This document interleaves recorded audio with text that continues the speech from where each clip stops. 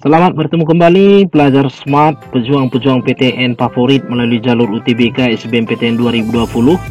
Pada kesempatan kali ini Pak Surbakti akan kembali melanjutkan pembahasan prediksi soal UTBK SBMPTN 2020 yang kami kembangkan dari soal-soal tahun sebelumnya ya, tahun 2019.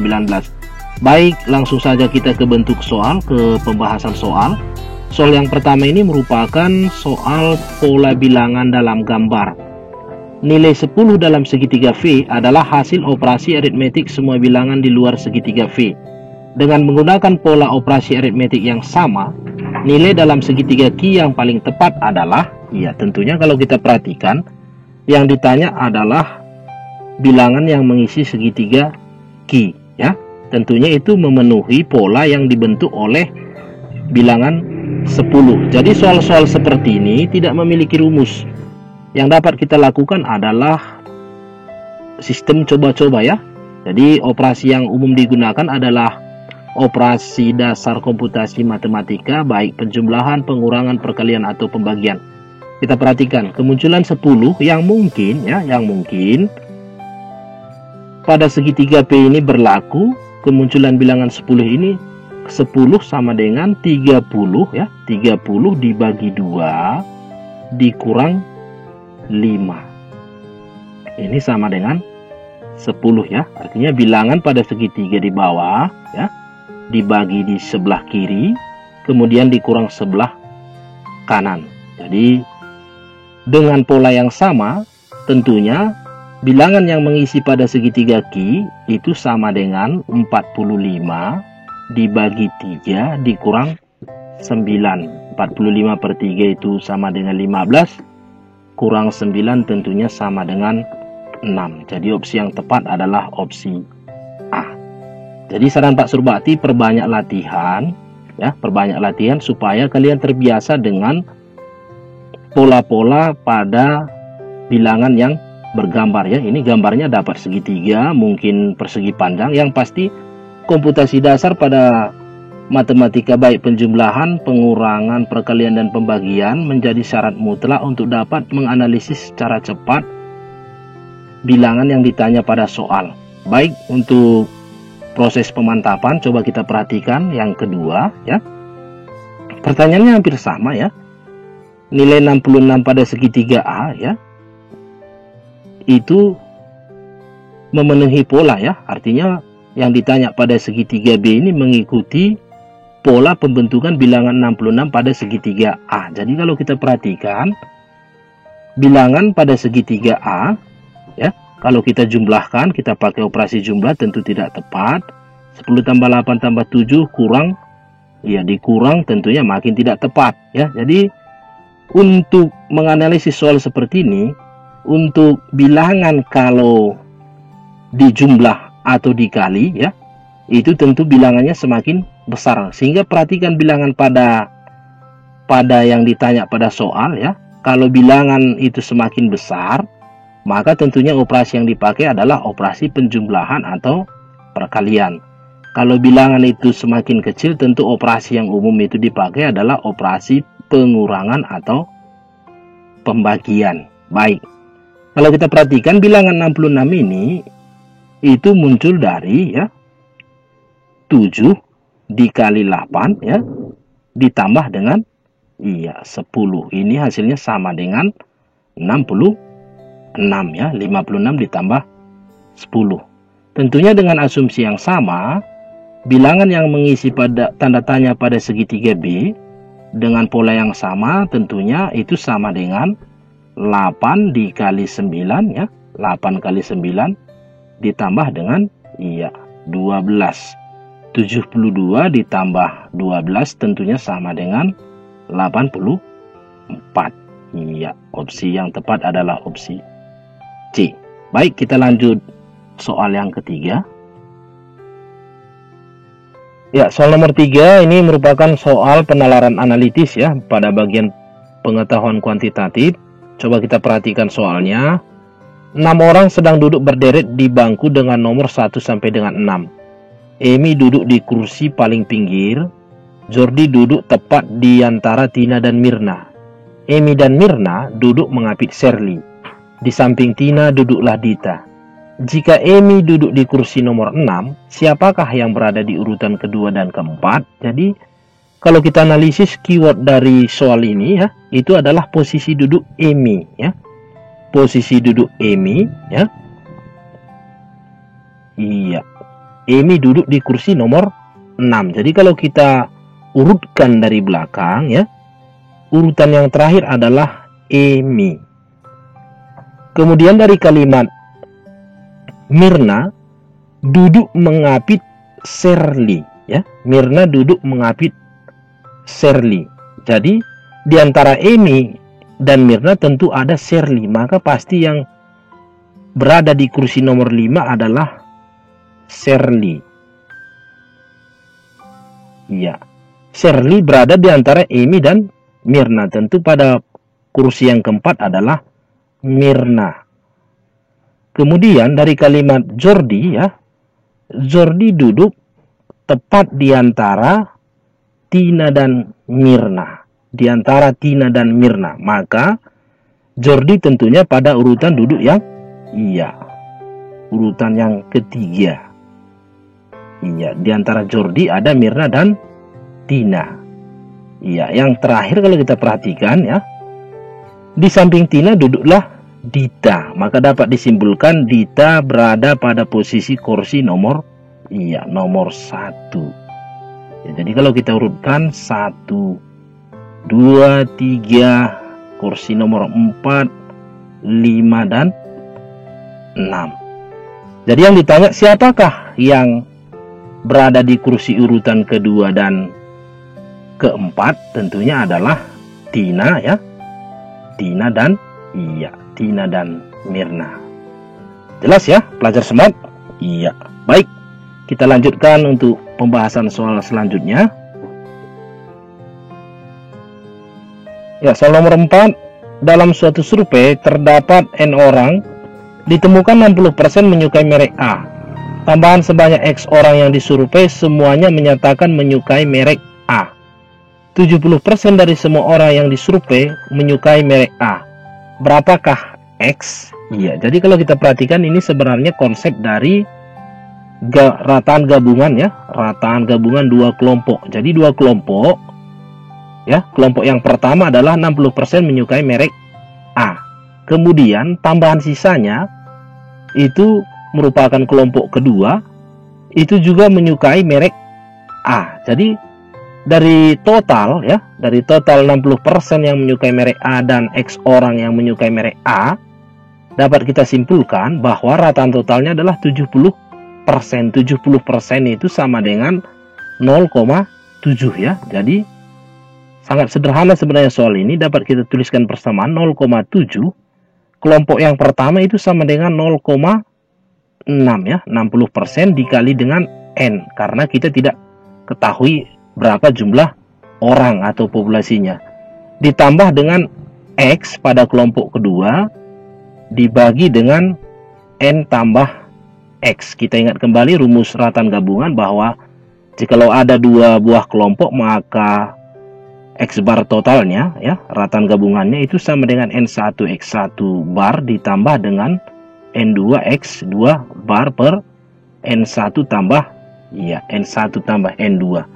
Jadi dari persamaan ini dapat kita sederhanakan.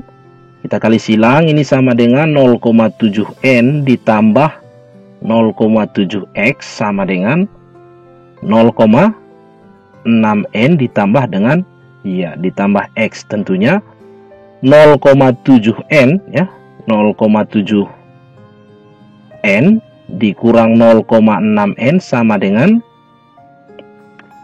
X ya. X dikurang X dikurang 0,7 X. Iya, jadi 0,7N dikurang 0,6N tentunya itu sama dengan 0,1N sama dengan 1 dikurang 0,7 tentunya 0,3 0,3X. Atau dari persamaan ini dapat kita tuliskan yang ditanya adalah berapakah berapakah X? Tentunya X sama dengan X sama dengan 0,1 N dibagi dengan 0,3. Atau dapat kita tuliskan X sama dengan 1/3 N, atau N dibagi N/3. Jadi X itu banyaknya adalah N/3. Mudah-mudahan dapat dipahami. Kita akan lanjut untuk pembahasan soal yang kelima. Ya, soal nomor 5, diketahui ada 5 jenis ponsel dari merek X yang dijual di toko Y. Hanya ponsel GB, GD, dan GE yang dilengkapi kamera. Hanya ponsel GA, GC, dan GD yang dilengkapi koneksi internet. Ponsel yang dilengkapi memori eksternal hanya ponsel GA, GB, dan GE.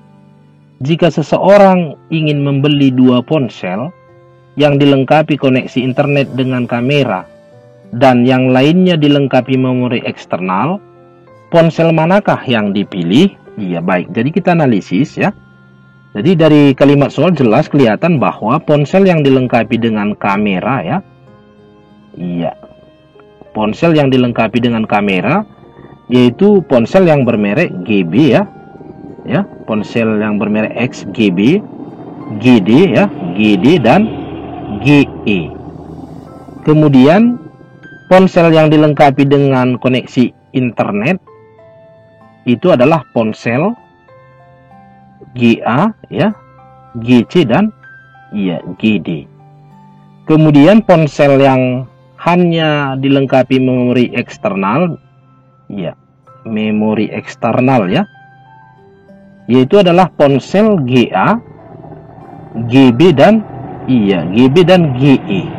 Jadi kalau seseorang ingin membeli 2 buah ponsel ya yang dilengkapi dengan koneksi internet dan kamera dan yang lainnya dilengkapi memori eksternal ya. Jadi ponsel manakah yang dipilih?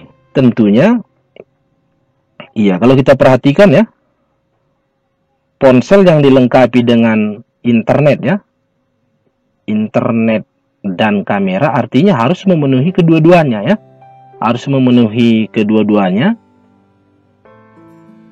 Tentunya adalah ponsel ponsel GD ya. Bahwa ponsel GD dilengkapi dengan kamera dan internet. Jadi dia harus memilih ponsel GD. Karena hanya ada 2 pilihan ya, karena hanya ada 2 buah pilihan, tentunya ponsel yang lainnya ya. Ponsel yang lainnya itu syaratnya tadi memiliki memori eksternal ya.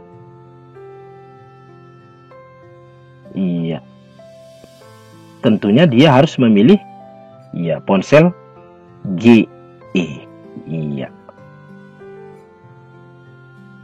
Jadi sangat sederhana sekali ketika kita sanggup menganalisis, menalar dari kalimat-kalimat pada soal ya. Jadi soal-soal yang seperti ini coba dideskripsikan supaya analisis kita lebih cepat, lebih tepat untuk dapat menjawab pertanyaan di dalam soal. Jadi opsi yang tepat adalah opsi E.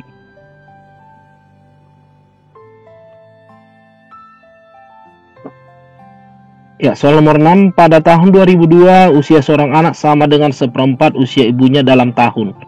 Jika pada tahun 2006 usia anak tersebut 1/3 usia ibunya, maka anak tersebut sebenarnya lahir pada Jadi kalau kita perhatikan informasi soal pada kondisi tahun 2002 ya. Pada tahun 2002 usia anak 1/4 usia ibunya, maka dapat juga kita tuliskan persamaan bahwa usia ibu tentunya 4 kali dari usia anaknya ya. Kalau kita misalkan anak sama dengan A dan ibu sama dengan I, tentunya I sama dengan 4A, atau dapat juga kita tuliskan dalam bentuk umum SPLDV ya, bahwa I kurang 4A tentunya sama dengan 0. Kita sebut ini persamaan yang pertama. Pada tahun 2006 ya, pada tahun 2006 usia anak 1/3 usia ibunya. Ketika usia anak 1/3 usia ibunya, tentunya usia ibu sama dengan 3 kali usia anaknya. Kita perhatikan kondisi 2002 ke 2006 tentunya itu bertambah 4 tahun ya. Jadi dapat kita simpulkan bahwa usia ibu 4 tahun kemudian pada tahun 2006 itu sama dengan I tambah 4 sama dengan 3 kali usia anaknya. Tentunya 3 kali usia anak ditambah 4 ya, kondisi pada tahun 2006.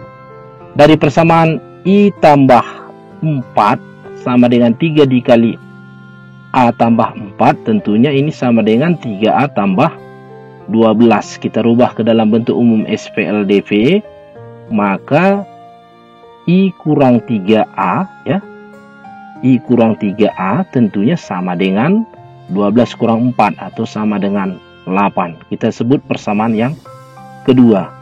Dengan metode eliminasi ya, dari persamaan 1 dan 2, maka I dikurang 4A sama dengan 0. I kurang 3A tentunya sama dengan 8. Kita eliminasi variabel I, tentunya persamaan ini dikurang. Maka dari I kurang I sama dengan 0, min 4A kurang 3A tentunya sama dengan min A sama dengan min 8. 0 dikurang 8, maka A sama dengan 8 ya. Jadi yang ditanya adalah tahun lahir anak tersebut ya, tahun lahir anak tersebut. Iya, jadi tahun lahir anak tersebut tentunya iya, jadi lahir sama dengan tentunya sama dengan 2002 ya, dikurang dengan 8 atau sama dengan tahun 1994.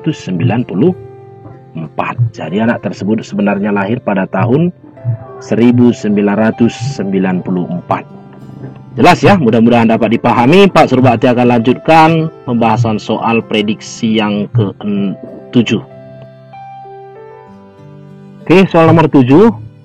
Jika 3 pangkat A sama dengan 4, 4 pangkat B sama dengan 5, 5 pangkat C sama dengan 6, 6 pangkat D sama dengan 7, 7 pangkat E sama dengan 8, dan 8 pangkat F sama dengan 9, maka nilai A kali B kali C kali D kali E kali F adalah, tentunya ini merupakan penerapan dari sifat-sifat eksponen ya. Kita ingat kembali pada sifat eksponen, A di pangkat M di pangkat N ya, itu tentunya sama dengan A pangkat M kali N. Kalau dipangkat, pangkat dikali. Jadi dapat kita tuliskan persamaan ya. Kita urut dari belakang bahwa 8 pangkat F ya, 8 pangkat F itu sama dengan 9 ya. 8 pangkat F sama dengan 9, di mana 8 itu sama dengan 7 pangkat E, sehingga dapat kita tulis bahwa 7 pangkat E di pangkat F sama dengan 9 ya. Demikian seterusnya ya. Jadi di mana 7 itu sama dengan 6 pangkat D, sehingga dapat kita tuliskan bahwa 6 pangkat D di pangkat E ya, kemudian di pangkat F itu juga sama dengan 9, di mana 6 itu sama dengan 5 pangkat C, sehingga 5 pangkat C ya dipangkat dengan D, dipangkat dengan E, kemudian dipangkat lagi dengan F ya, itu sama dengan 9. 5 itu sama dengan 4 pangkat B ya. Jadi 4 pangkat B dipangkat dengan C, dipangkat dengan D ya, dipangkat dengan E, dipangkat dengan F sama dengan 9, dengan asumsi yang sama bahwa 4 itu sama dengan 3 pangkat A, sehingga 3 pangkat A dipangkat dengan B, dipangkat dengan C ya, dipangkat dengan D, dipangkat dengan E, dan dipangkat dengan F, itu sama dengan 9. Dari sifat persamaan eksponen ya, dari sifat persamaan eksponen bahwa A pangkat V sama dengan A pangkat Q, maka dapat kita simpulkan V sama dengan Q. Ketika basis sama, maka persoalan tinggal pangkat ya. Baik, jadi dari persamaan yang terakhir dapat kita tuliskan bahwa 3 di pangkat A, di pangkat B, pangkat C, pangkat D, pangkat E, pangkat F dengan menerapkan sifat perpangkatan pada eksponensial atau bilangan berpangkat.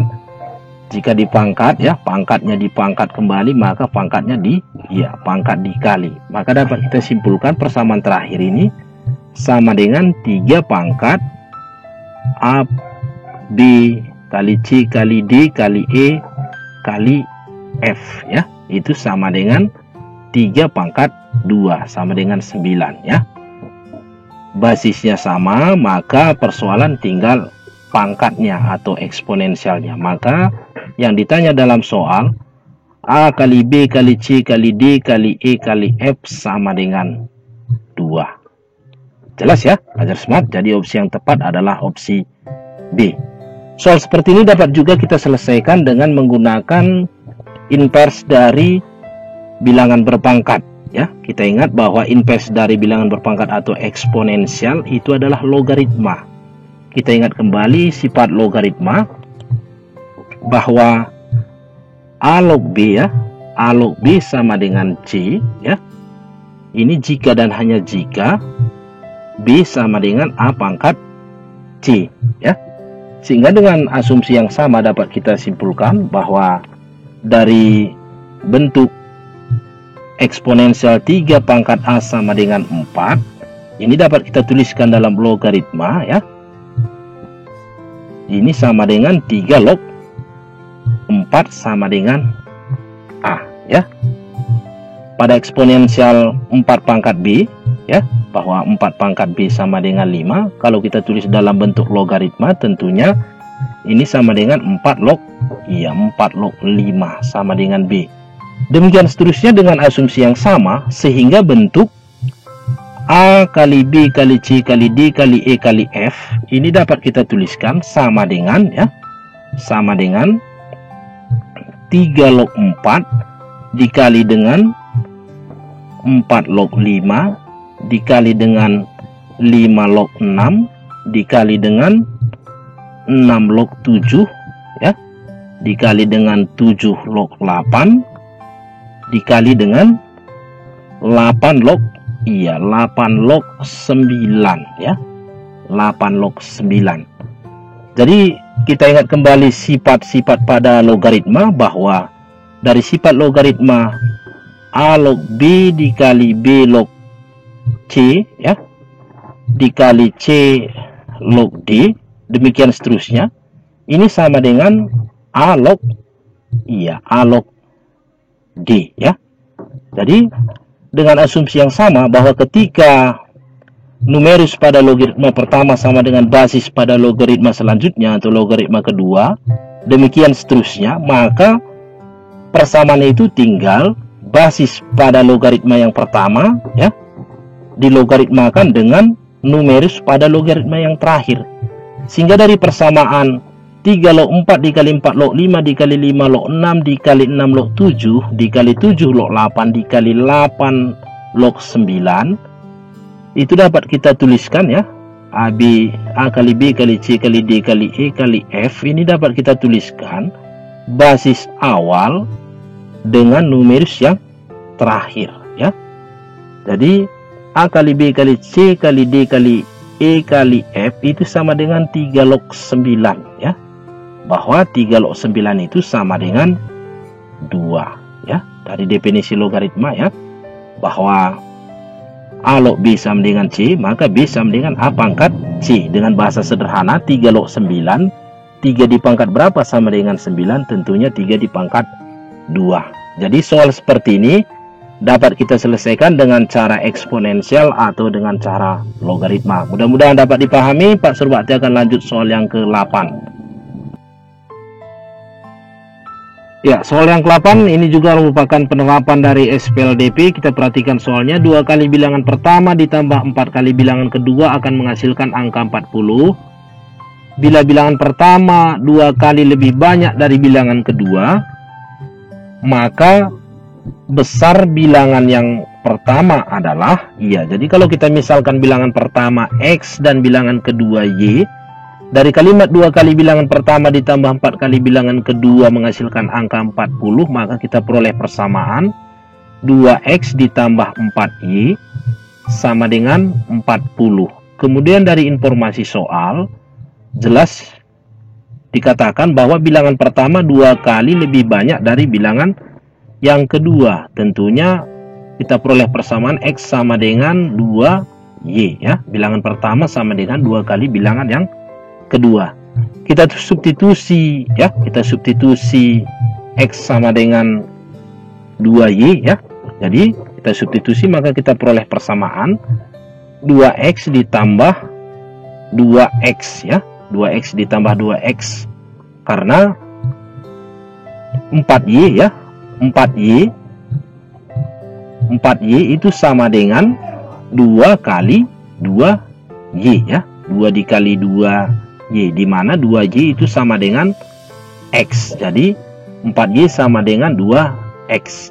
2X tambah 2X sama dengan 40, maka 4X tentunya sama dengan 40, X sama dengan 10. Jadi besar bilangan yang pertama adalah 10. Di bocoran soal tes potensi skolastik TVS yang dapat kami bagikan pada kesempatan kali ini, mudah-mudahan apa yang kami bagikan dapat membantu para pelajar smart untuk mempersiapkan diri lebih baik lagi di dalam mengikuti tes UTBK SBMPTN 2020. Tetap semangat belajar. Salam sukses dari kami, channel Matematika Pak Surbakti. Sampai bertemu kembali.